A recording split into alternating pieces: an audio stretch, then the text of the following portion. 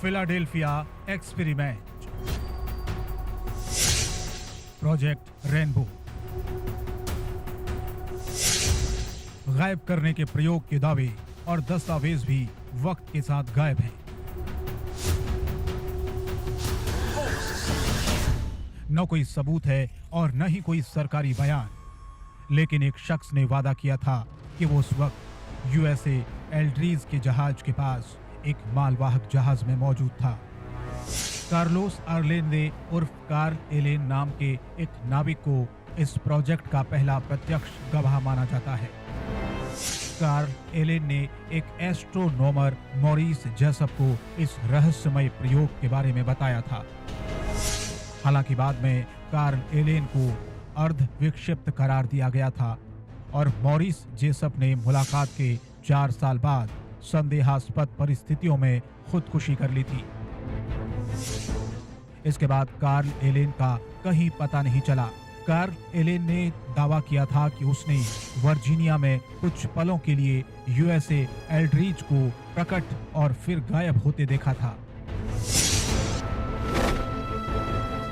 आखिर क्या था वो गहरे हरे रंग का कोहरा जिसके आगोश में एक जहाज गायब होता है और फिर कुछ ही पलों में 300 किलोमीटर दूर पहुंच जाता है।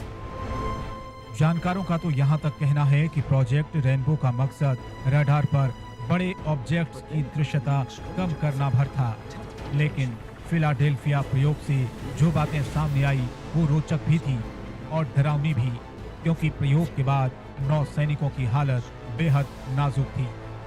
कई लोग याददाश्त भूल चुके थे, कई लोग उल्टियां कर रहे थे, कई लोगों के हाथ पैर अलग हो चुके थे और जो सामान्य रूप से किसी तरह बच गए थे उन्हें इस हादसे में बदले प्रयोग को भुलाने की सजा दी गई थी। दरअसल यूनिफाइड मैग्नेटिक थ्योरी के तहत ये कोशिश की गई थी कि अगर कोई वस्तु चुंबकीय दबाव में हो तो उसके आसपास किरणों का स्वरूप बिगड़ जाएगा और रडार की तरंगों का भी। इससे वो वस्तु एक तरह से अदृश्य हो जाएगी। कहा जाता है कि इस तरह के 2 प्रयोग किए गए थे। पहला प्रयोग 22 जुलाई 1943 को फिलाडेल्फिया नेवल यार्ड में किया गया था।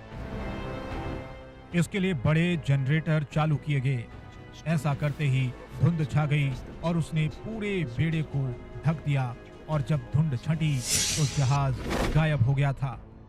इसके बाद जनरेटर को बंद करते ही धुंध और जहाज वापस अपनी जगह पर आ गए। माना जाता है कि उसी साल अक्टूबर में जहाज फिर से गायब हुआ और नॉरफोक में प्रकट हुआ। फिर नॉरफोक से गायब होकर फिलाडेल्फिया में प्रकट हुआ।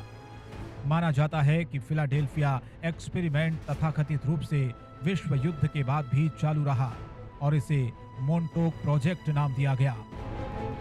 यदि जहाज के कर्मचारियों की गिनती न भी की जाए तो भी सैकड़ों लोगों ने इस अभियान के कभी न कभी प्रत्यक्ष गवाह होने की बात मानी है।